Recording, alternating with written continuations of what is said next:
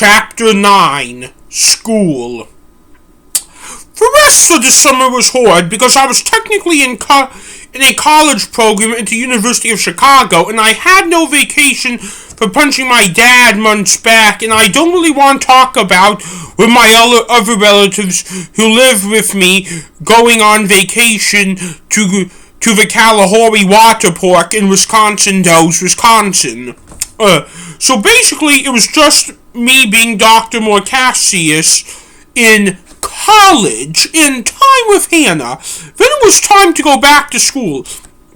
At this point, my parents still haven't met Hannah, and I have been Dr. Morcassius for almost 3 months, and today is August 17th, 2017, and today is my first day of school for my final year and my mom's first day of work. "Good morning, Mr. Senior," said my mom as I left my room fully dressed and packed. "Good morning, Mother," I said. "Are you ready to go to Adams and Wabash to catch the Brown Line train to Kimball?" Yes. It was 5 minutes for us to get to the Adams and Wabash stations, and we scanned our passes in, and it was about 5 minutes until the train arrived and we boarded it. "So, overall, how do you think your summer went?" my mom asked as we were beginning to travel on the train. Not good," I answered. "Why?" "I was always in hot water with Dad." "That doesn't count, because if I fight with you, if it is about making you live a better life, then I am in the right. So we were fighting over nothing."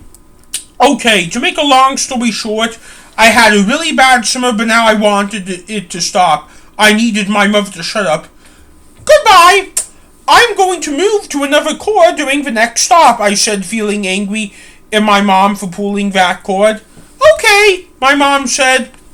We then arrived at the merchandise mart station, and then I ran out and down and into the next car. It was about 25 more minutes until I arrived at Kimball, and then I had walked about 10 minutes into the school. The first 4 periods of my day were my academics, and then I had lunch, and the final 3 periods were devoted to psychology classes that I used to study to find a cure for autism. My school is actually the largest charter school in all of the state of Illinois. There were over 5,000 students in there, and mostly because it is not a religious charter school, I have always been in the top 10 least popular students at the school because of how I dress, and the fact I'm dressing more extreme now. I am less popular, but I don't care because I dress the way I do for my religion.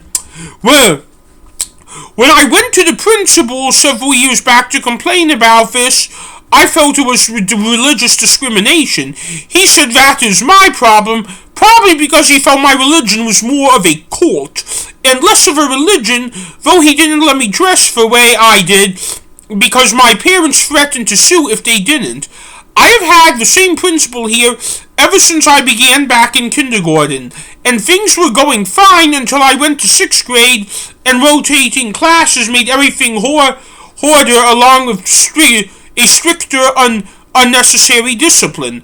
I then went to have the rest of my school day, and they went fine too. Overall, my first day of school went pretty well, and I rode home with Mom on the train by myself because I didn't want to wait for my mom. Well, and she knows I'm going to do that sometimes. When I got back to Robbinsog, Sam and George were lying on their beds waiting for me. "How was it?" Sam asked. "Good but tiresome, but the best part is I have no homework tonight." "Yay, that means playtime with me," said George. "And me too," said Sam.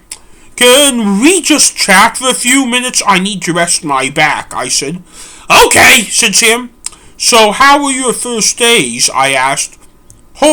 I'd like your first day of 6th grade was," said Sam. "Kindergarten was awesome," said George. "That was the reaction I was expecting from you two," I said.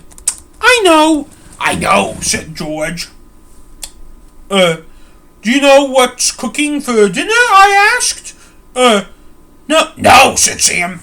Dad isn't leaving work for another hour, and I think Mom is starting her new job. It is his night to be the cook, George said. True, I said. Either way, I am not hungry, said Sam. Neither am I. I am just curious, I said. There was a pause on my bed, and I laid on my bed and stuck my back in further. Can I ask you a question? Said George. Yes, I answered. When are we going to meet my future sister-in-law? George asked. I then began laughing hard to where my back hurt a little more when I was done. George, it is not appropriate to ask questions about intimate relationships, said Sam. It's fine, I said, and then released a few more chuckles. We are brothers. You weren't offended by that? Sam asked. No, he is my brother, I answered. Okay, well, I am just wired a little bit differently, just like all the other autistic people on this planet. To answer your question, George, I don't know. We are boyfriend and girlfriend, but we aren't super serious at the moment, I answered to George. What did you say her name was again? George asked. Hannah, I reminded. Now I think I am going to remember, said George. I was even thinking about seeing if she was in the mood for a walk in the park tonight once she gets off work, I said. You certainly deserve it, said Sam. Do Mom and Dad approve of you doing that? Because they haven't approved of her as your girlfriend yet, because they haven't met her yet, George asked. They'll let me go on dates with her, but the approval thing is just something that is needed to allow me to marry her if the day comes where I do marry her, I explained. Oh, I see, said George. Question, why hasn't she met Mom and Dad yet, Sam asked. Because we need to be absolutely sure our relationship is going to take off. We're pretty sure, but it is just not absolutely yet. I answered. Oh, said Sam. I also haven't met her parents yet either. I said. Oh, I see, said Sam. We then played Candyland, for the next hour, and then Dad came in. Happy first day of school, said my dad with pizza in his hands.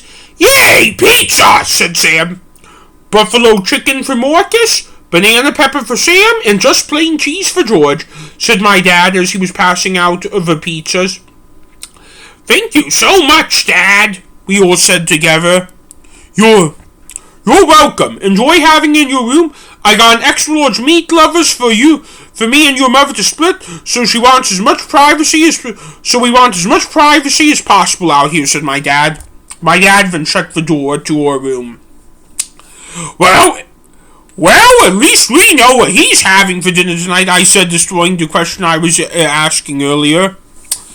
The only thing that could make this day better would be a quick trip to the Dunkin' Donuts or that popcorn shop at Wabash in the Congress Parkway, said Sam.